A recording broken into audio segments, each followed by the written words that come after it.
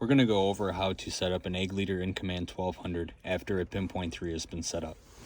First thing we're going to do, set our UT button, hit a wrench, initial setup, configuration, go down to where you see software restart. We want to software restart this before we start making our Ag Leader machine configuration. That way it sends our nozzle spacing and number of nozzles to the Ag Leader. We've already software restarted this display, so we don't have to do it again.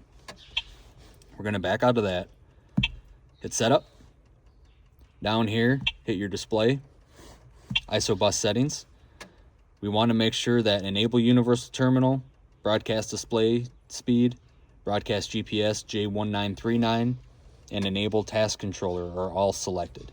We also want to make sure that ECU section delays and ECU section look-aheads are not selected.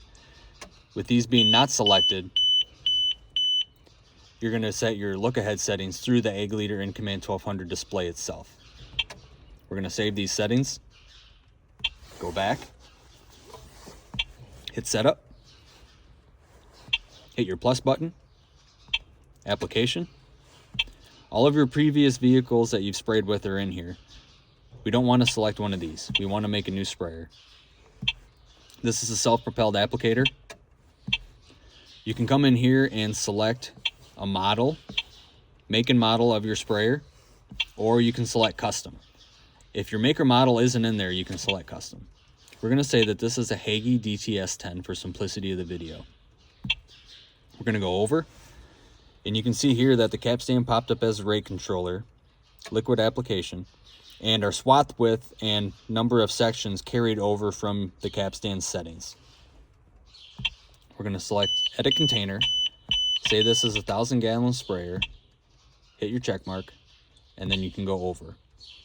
Go over again, and it automatically put in the GPS measurements since we selected a preset sprayer. If we were to select custom sprayer, we were going to have to enter these measurements manually. Go over, hit your check mark, go over again, and then we're going to name this Hagie DTS10 PinPoint 3 and save it. And now the machine configuration is set up, but we're going to double check some settings. We're going to hit vehicle offset, your intended measurements. We want to make sure that these are correct. And then we want to make sure you have a wheelbase measurement in there. If you selected a custom sprayer setup, you're going to have to enter these manually as well.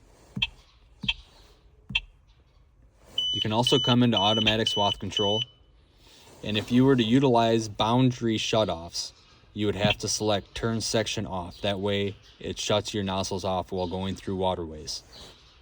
You can also come in here and adjust your look-ahead settings. This sprayer we're going to select keep unchanged. And now your InCommand 1200 is set up.